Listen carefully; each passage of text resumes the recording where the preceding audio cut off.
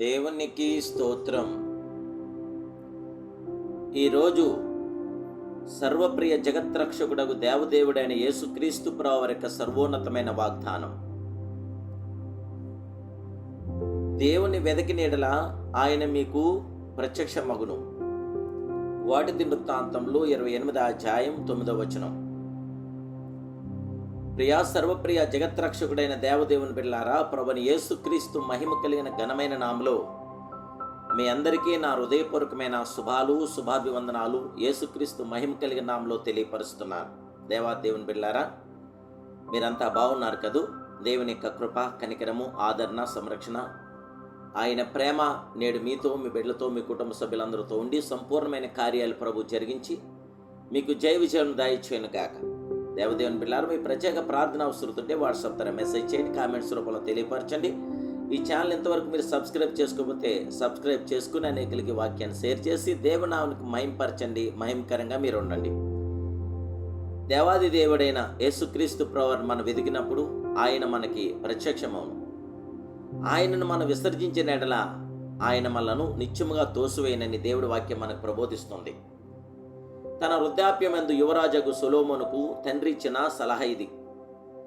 అనేక సార్లు మనము పనుల్లో మునిగిపోయి ప్రభు పాదముల యొద్ద కనిపెట్టుటకు సమయం లేని వారుగా ఉన్నాం.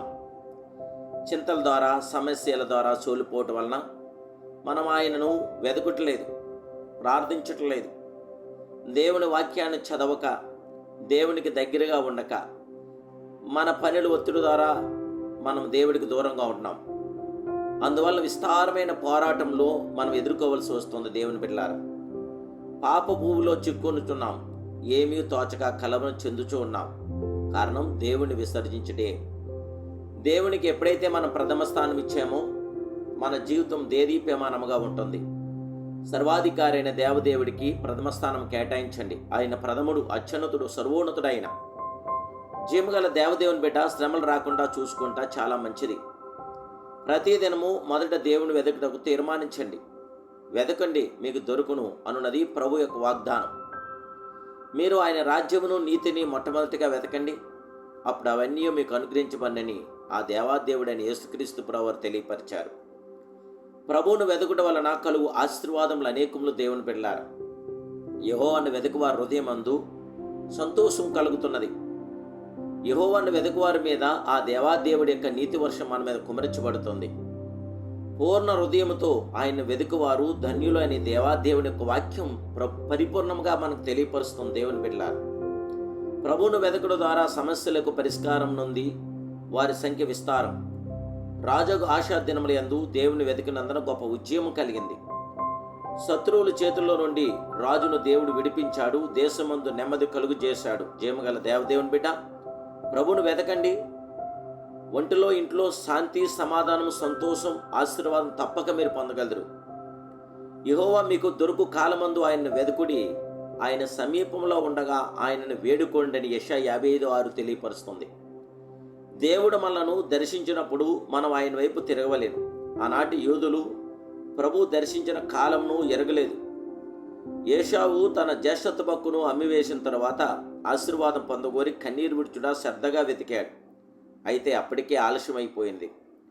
దేవుని బిడ్డలారా, దేవుణ్ణి ఇప్పుడు మీకు ఇచ్చిన సమయంలో ప్రభువుని వెతకండి, ప్రభువుని ఘనపరచండి, ప్రభు మీద ఆధారపడండి. బేసమైన అశాశ్వత లోకాన్ని మీరు ప్రేమించక శాశ్వతమైన ప్రేమలో మీరు కొనసాగండి.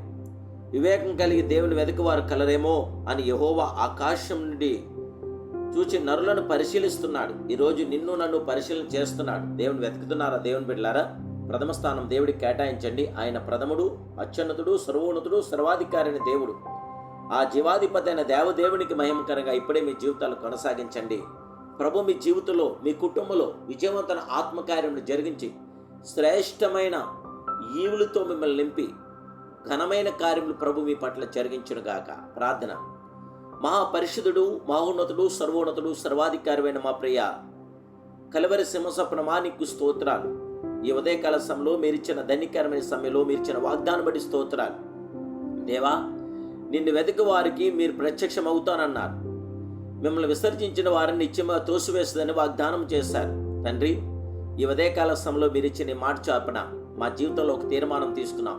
మిమ్మల్ని వెతికి మీకు దగ్గరే మీ యొక్క ఆశీస్సులు ఆశీర్వాదాలతో నింపబడాలని అనుకున్నాం. దయచేసి మా చిన్ని మనవలు మీరు ఆలకించి మా ఇంట్లో మీ కృప దయచేసి, మీ కనికరం చూపి, మీ సమాధానం దయచేసి, మీ ఆదరణ దయచేసి, మీ సంరక్షణ దయచేసి, మీ కృపాక్షేమములు కృపా బిడ్డలైన మాకు దయచేయమని, మహిమ ఘనత ప్రభావాలు మీరు పొందమని యేసు క్రీస్తు సర్వశక్తి గల నామములో మీ బిడ్డలైన మమ్మల్ని ఆశీర్వదించి దీవించి బలపరిచి జయ విజయాలను గురించమని అడుగుచున్నాను కన్న తండ్రి.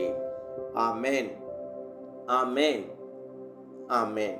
మే గాడ్ బ్లెస్ యూ.